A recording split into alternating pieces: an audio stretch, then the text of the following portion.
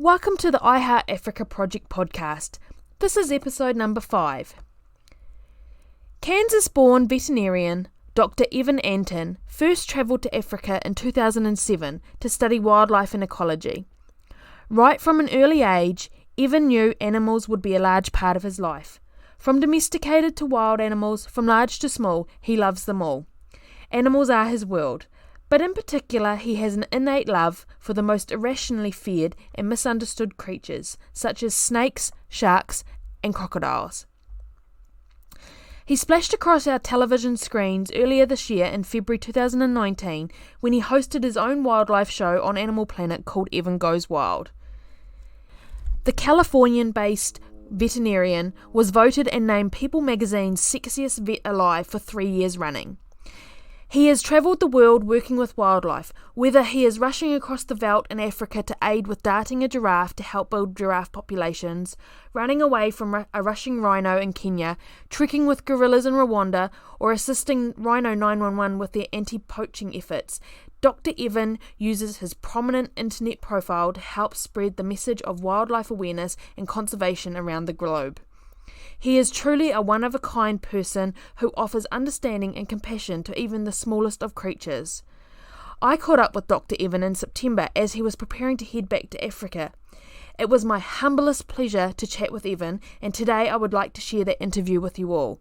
So on that note, let's welcome Dr. Evan Antin to the I Heart Africa Project podcast. Hi, Evan?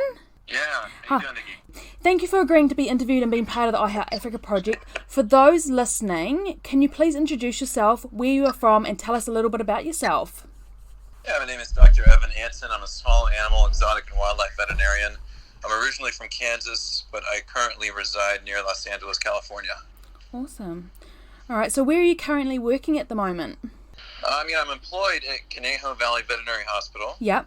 And that's in Thousand Oaks, California, not far from LA.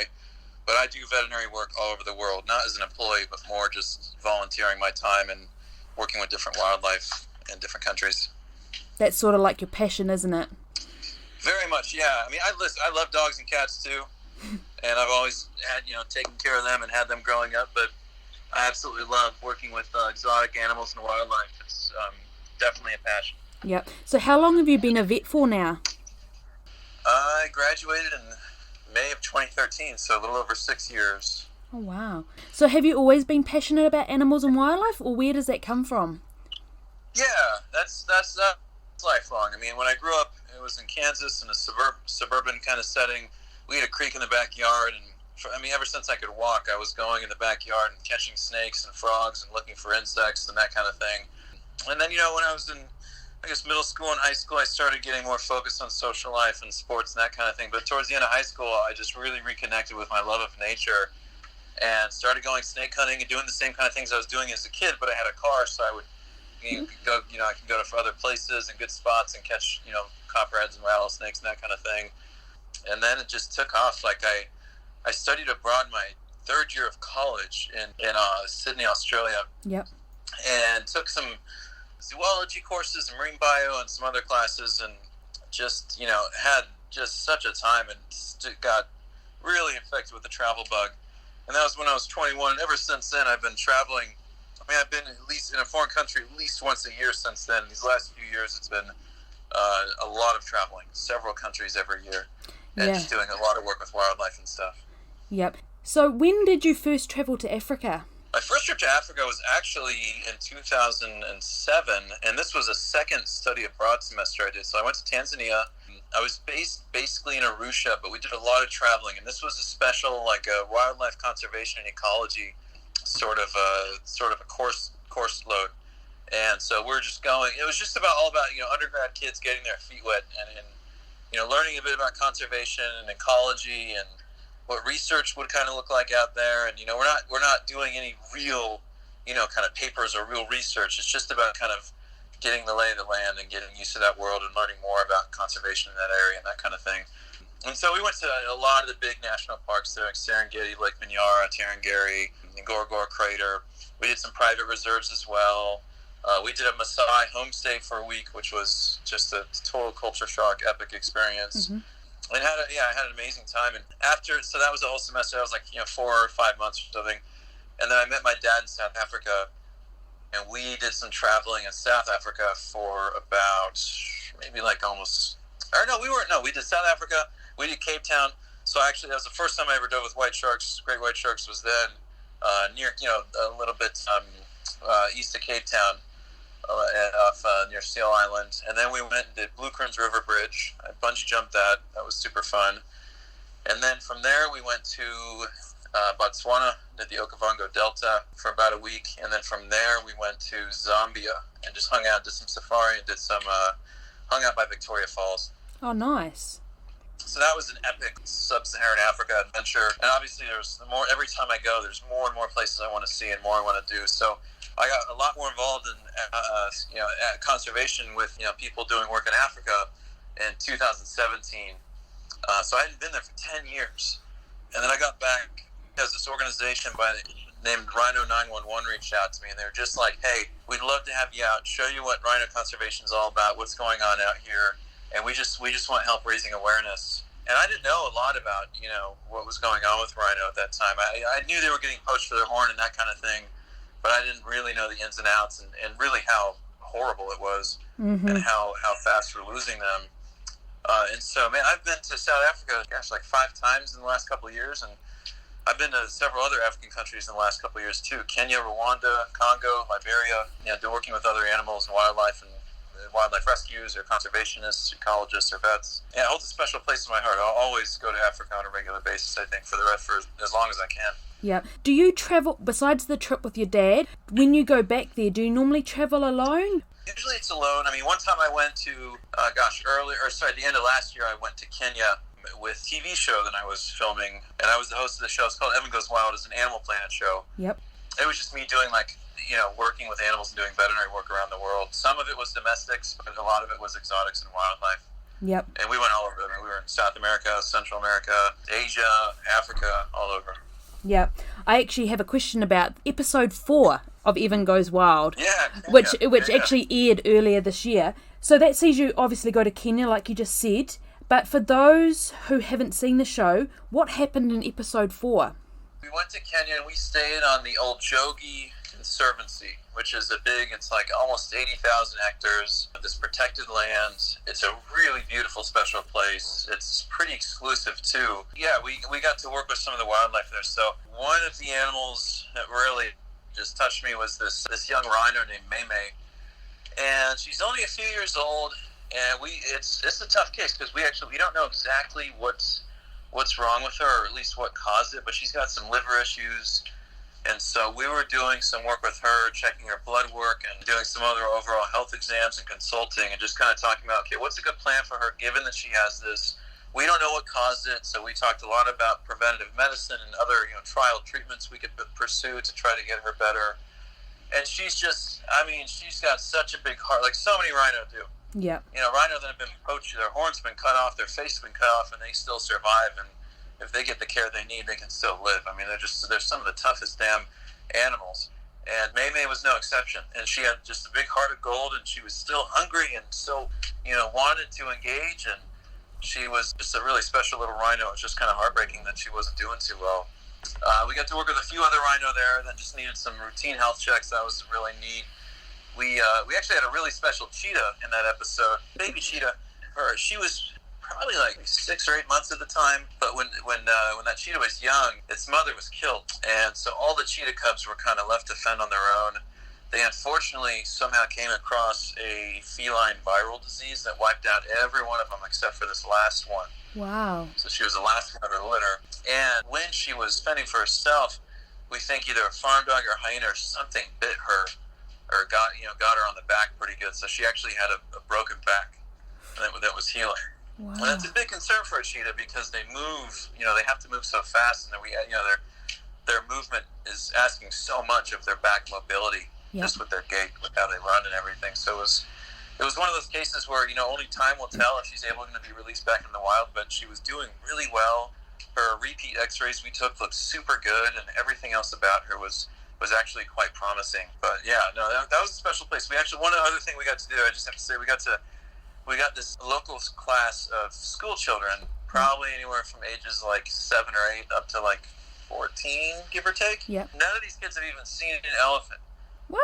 In person. Yeah, they've never seen an elephant in person. You know, some of the communities are so separate from the areas where the animals are. Yeah. You know, and a lot of them aren't allowed to go in there, or they can't afford to go in there, or, you know, for whatever reason, it's sad, it's crazy, but these people, you would think that, you know, almost live amongst these animals, hardly even get to see them. So, you know, a lot of them they were afraid of elephants, and they've heard these horror stories, and might even know of people or know of communities that have, you know, gotten, you know, their land was encroaching on elephant land, and bad stuff happens sometimes, you know, and the elephants can destroy their crop, and sometimes they can destroy people too. So these kids were really scared, but we had some really good elephant ambassadors that were rescue elephants, and they were living on that conservancy, and we had an opportunity to actually get these kiddos close up and personal to these elephants. So I got to teach them a little bit about elephants and their morphology and their nature and just some facts about them, and get them up close. And it was one of those moments where you kind of see opinions change right in front of your eyes, where these kids go from really fearful to really respectful of these animals. You know, like, I'm not saying you shouldn't fear an elephant. You should. They can be very dangerous, but at the same time, you know, they had no idea how intelligent they were. They had no idea how emotional they were. Mm-hmm. They didn't know how, you know, they didn't know a lot of these things about them.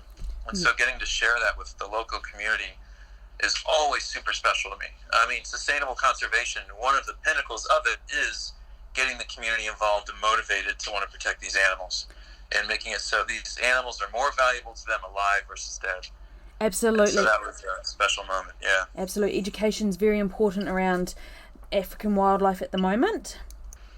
Yeah. So in 2017, 2018, you went to Kruger National Park in South Africa, and you worked with Rhino 911, was it? With Rhino Conservation. And I see you assisted with a rhino dehorning. What was that like? Yeah, I'm lucky. I've got to be a part of several of those. And, I mean, the first time you do it, it just seems crazy, and you think about, oh my gosh, this rhino. I mean, a rhino is a rhino because of its horns, right? Yep. And so it's you kind of have to wrap your mind around it, but when you realize the importance of it and the reason that we're doing it, you know, I think anybody can rationalize, you know, and you know, why we do it and the importance of it. And so, I mean, the first time I did it, I'm just in awe of how big and powerful these animals are. I mean, I know how big they are. I know how much they weigh. I know these, like, the facts, but like when you act, you're in their presence and you're seeing all this and you're a part of it and you're trying to, you know, get this rhino positioned right and hold its head and do all that stuff, and it's just, I mean, it's a trip. It's kind of hard to explain. You just kind of have to experience it and be there. But it's a really special thing to get to do. And, you know, the most incredible thing about doing that is actually reversing these rhino, waking them up. Yep. Because, you know, it takes a big effort. It takes a whole team and several people, and it's expensive, and we need vets and tools and drugs and all that, helicopters, I mean, everything. It's totally such a production. But we just need to borrow not even 30 minutes of this rhino's time. And the rhino that they wake up and, you know, leave that situation is a rhino that's far safer against poachers. It's not a guarantee. Dehorned rhinos that have their horns trimmed, they still get poached and killed for different reasons. But it is definitely less likely. It is a good protective measure, and it's really rewarding to be able to just borrow them and do something that's really, it's just, you know, you do it and you see it. It's just like a really intense nail trim. You know, it's not even really, I don't even consider it surgery. Yeah. Like, as an American, when we say something like declaw or dehorn, that means you're surgically removing something. I consider it more of a horn trim, because all we're doing is just trimming down the horn and still leaving the base. We're not going into the blood supply. We're not going into any living tissue. It's just a big trim. I mean, we use big saws and grinders.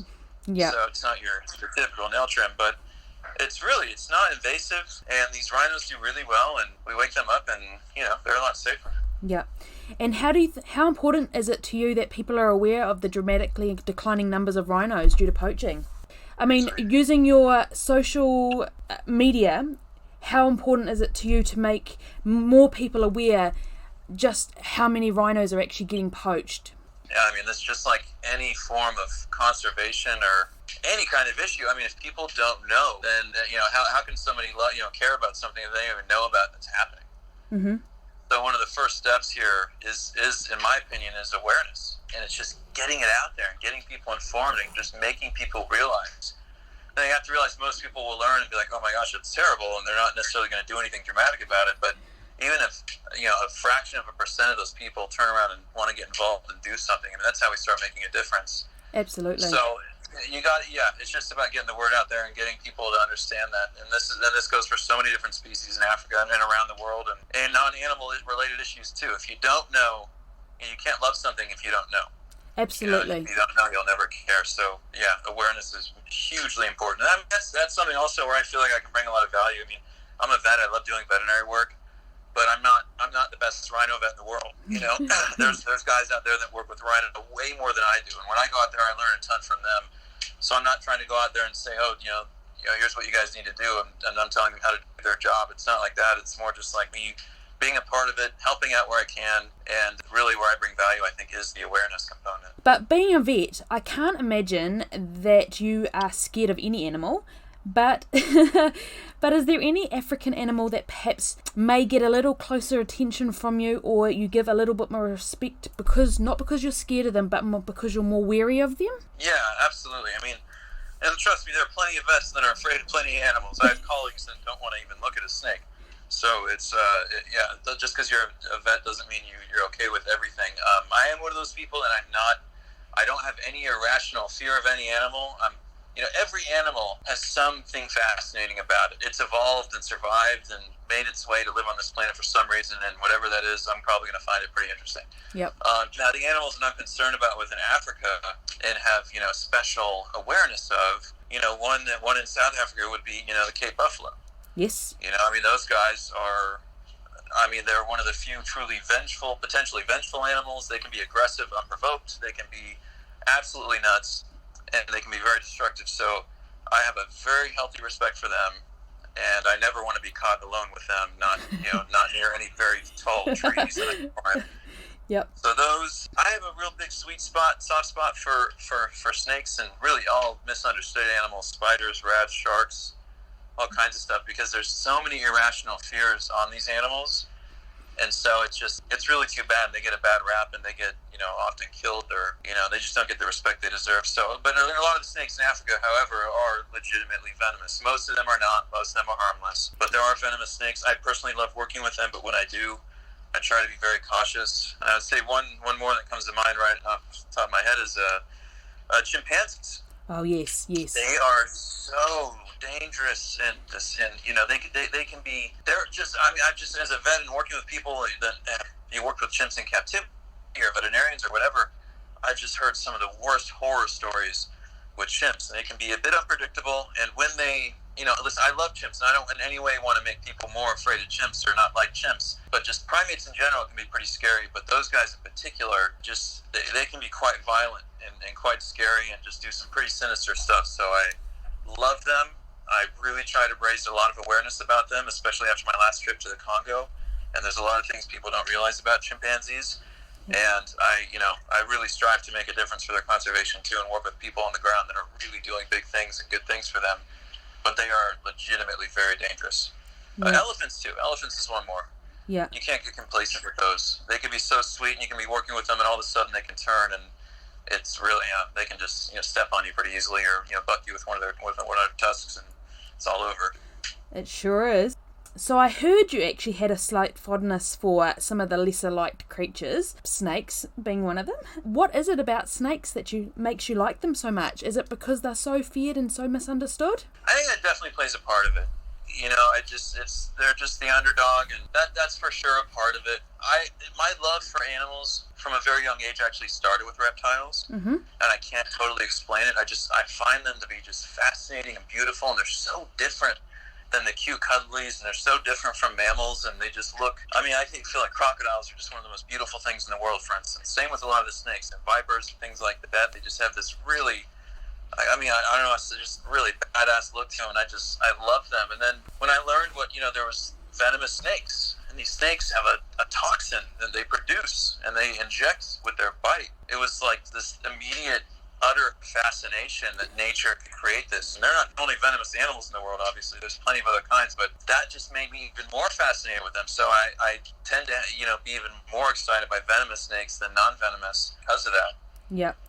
And do you have a favourite African animal to work with? Oh gosh, that's God. I mean, some of my most beautiful, special moments have been with so many African animals. I mean, when it comes to reptiles, I mean, like I said, I love crocs and I do love snakes. So, I mean, getting to work with like a big, thick gaboon viper, even a big puff adder or cobra, that's super exciting for me on the reptile world.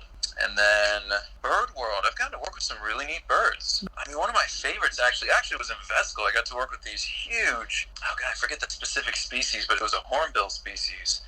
And it was just, I mean, they're just so incredible. I love hornbills. You know, they're in Southeast Asia as well, different ones, but those guys are super, super neat. I love birds of prey. I remember when I was in Lake Minyara, I was eating a sandwich and this big fish eagle just came and swooped by right next to me, and I watched it just fly away with my sandwich. And then, of course, you gotta love the ratites. You know, you gotta love ostriches, and those guys are too cool. Yeah, I have a healthy respect for ostriches. Yeah, I've heard some horror stories with them too, my gosh. But I have heard of them eviscerating people, just opening them up, splitting them wide open. Yeah. And I'm sure they have the power to do that. I mean, big ostriches over 150 kgs. They're huge. Yeah. So talk to me about your Rwanda trip. So you trekked up into the Volcanoes National Park in Virunga to see the silverback mountain gorillas. What was that like the first time you laid eyes on a wild gorilla up there? Oh my God, it was everything. So the first gorilla we saw, this was so incredible. I took my best friend on this trip. His name's Tim. And we grew up together. We've been buds for like over 20 years now. Yep. And we're with a group, so we're with 8 or 10 other people. You know, it's just kind of how those gorilla hikes work often in Rwanda at least. And we were with one of our guides. We had a few guides, and Tim, myself, and one of the other guides kind of got a little ahead of the group, and we were just kind of on our own in this area, not super far from them, but a little ways. And we knew we were super close to this male. And all of a sudden, this huge, mountain gorilla's not the biggest gorilla, but still, this guy was, must have been well over 300 pounds, over 150 kgs, easily. Mm-hmm. And at first, I'm like, oh my gosh, like, does he see us? Like, does he know how close he is? He must, And then I'm just blown away by how formidably muscular he is. Yeah. He's obviously not standing as tall as me, but he's much, much wider, and his forearms are thicker than my thighs. I mean, this guy's just nature's like bodybuilder. He's just a ball of muscle. Yep. And then all of a sudden, as this guy's approaching us, he's breaking through some bushes and just casually approaching us. He just lays down, I'm not kidding, arm's length away, right in front of us, on his back. He's belly up.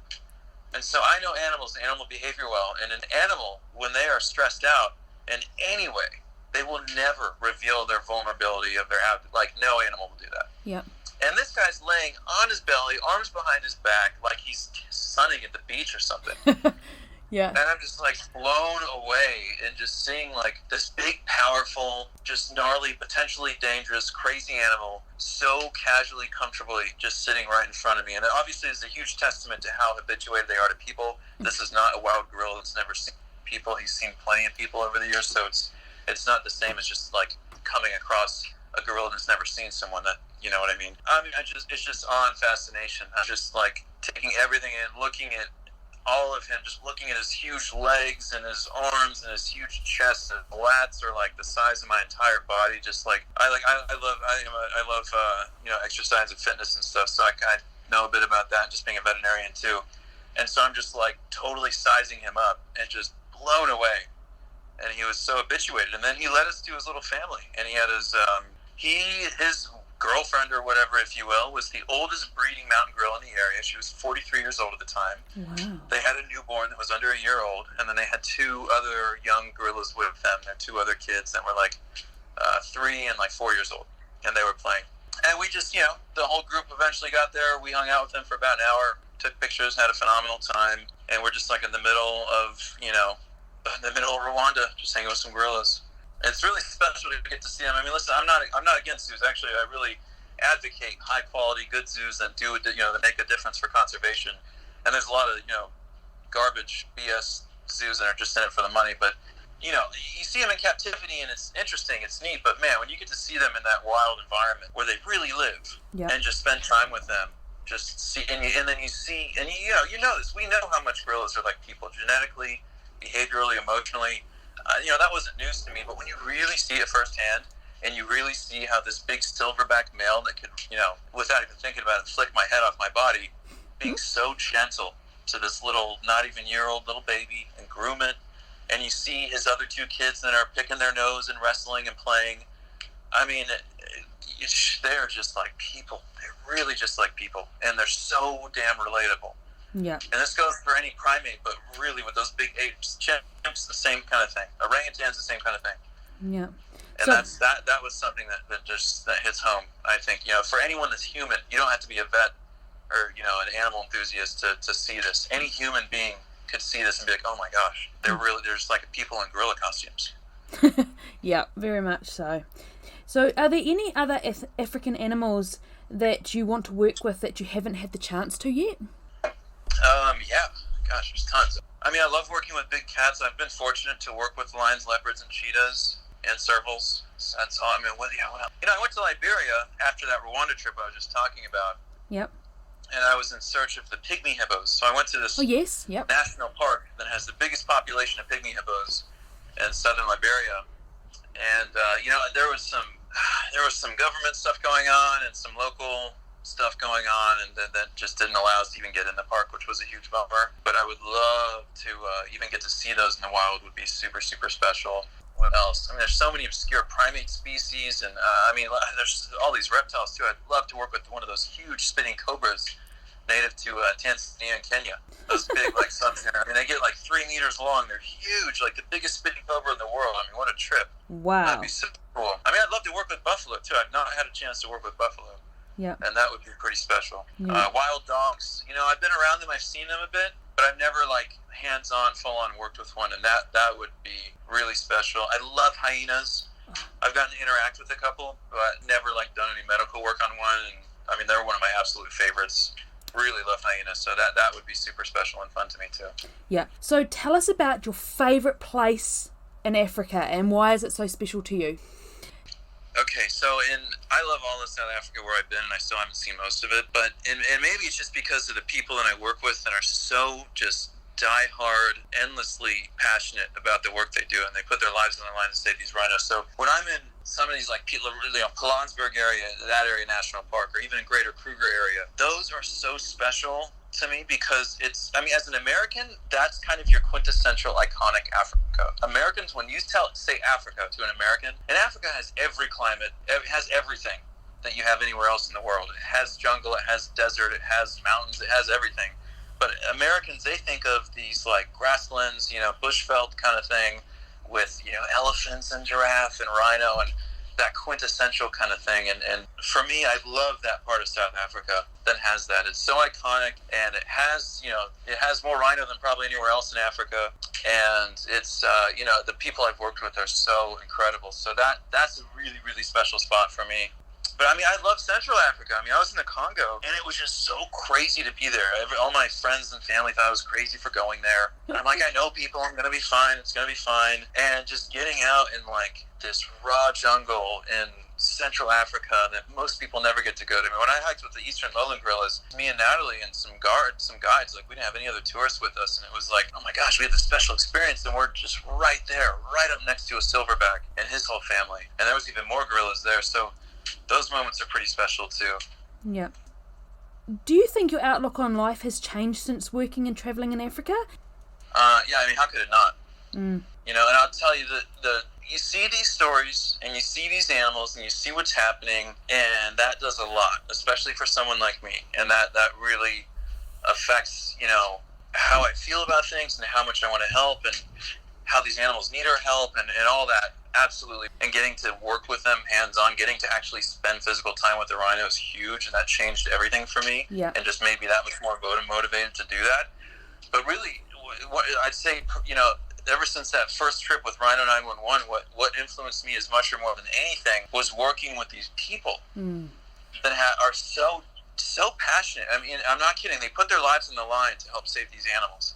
And it's not because they're motivated by money, or it's not because they have to politically, they truly do it because they're passionate about these iconic animals, and they're passionate about the wildlife that live in their country, and they'll do anything, anything. I mean, they put all their free time and money, and and they risk their lives to save these animals. And this isn't just with rhino. I mean, I experienced the same kind of thing when I went to the Congo, and I'm so inspired by these people that, I mean, just they put everything on the line, and they sacrifice so much to help these animals, and just to fight for what they truly believe in. And so when I see how much love and passion they put into their work, that was really, that kind of stuff is super inspiring to me. Yep.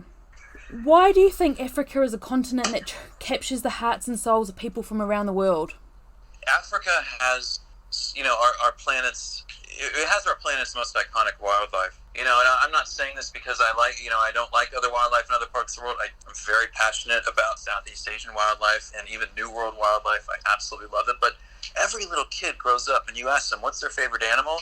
I'll bet you 99% of the time they're going to say some animal from Africa, sub-Saharan Africa. So it's such an iconic land, and it's got such iconic wildlife that it just, people all over the world love to see and want to see, and we're probably passionate about at some point in their life, as a kid or whatever, at least, especially, at least the Western world. I can't speak for every country, but I'm telling you, for most Western countries, I'll bet you most of those kids are saying their favorite animal's a lion or an elephant or something like that, Yep. Do you have, if someone is wanting to travel to Africa for their first time, or is thinking about it, what would be one piece of travel advice you'd offer them? It really depends on what they're motivated for. Most people that I speak to, especially just being in the animal world, they want to work with animals. So my advice would be to get in touch with a place that does good work and good if it is animals, good conservation work, and can get you some good hands-on experience, and it's a safe place to be and that kind of thing. I mean, I don't know. It really depends on what they want to do, I guess. My advice would be, don't let anywhere scare you out of going, I guess, would maybe just be the best thing to say, because that's just such a common issue I hear, just being an American. And I know people say that these days. People say that about our country. I think a lot of people are afraid to go to America in fear that they're going to get shot. And yeah, way more people get shot here than other places, but still the risk of that's very low. And it's, it's like that in Africa too. Just don't let fear stop you from doing something that you really want to see or do. So if you could tell anyone one reason why they should go to Africa, what would that be?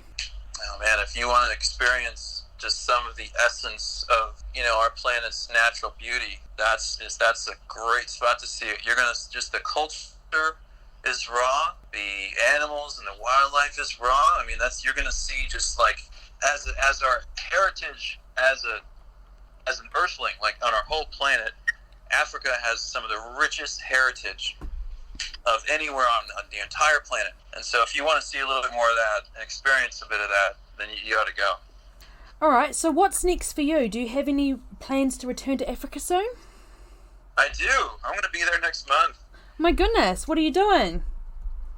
I'm going to be teaming up with Ivan Carter. Yep. I actually just met him for the first time. So I was connected through him because he does a ton of work. Oh my God, with so much. Huzi Biega, yep. which is where I saw the lowland gorillas, and then with the Lariwa primate rescue in the Congo. Yes. And so the Congo was like, hey, if you're going back to South Africa, you got to meet up with Ivan. So we ended up linking up. I met him at the South Africa Wildlife College. We had a heck of a day together and got to know each other a bit more, and I got to see more of his work and some of the anti-poaching dogs and all that kind of stuff. So that was super neat. But he invited me to come help him do a giraffe translocation in Uganda later in October, in about a month from now. Wow. Yeah, so I'll be back. I'll always be back.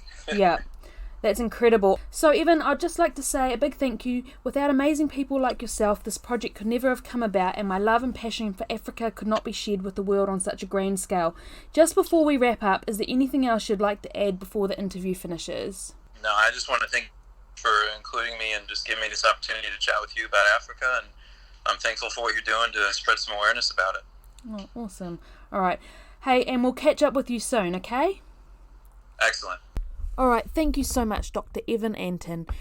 To find out what he has been up to lately or to follow his journey, all the links to his social media pages will be below in the comments. Otherwise, you can find him on our website at www.iheartafricaproject.com under the Meet Africa tab. We are also on social media at iHeartAfricaProject. Subscribe, keep tuned. we have more amazing people who are sharing their love and experiences of Africa with you all.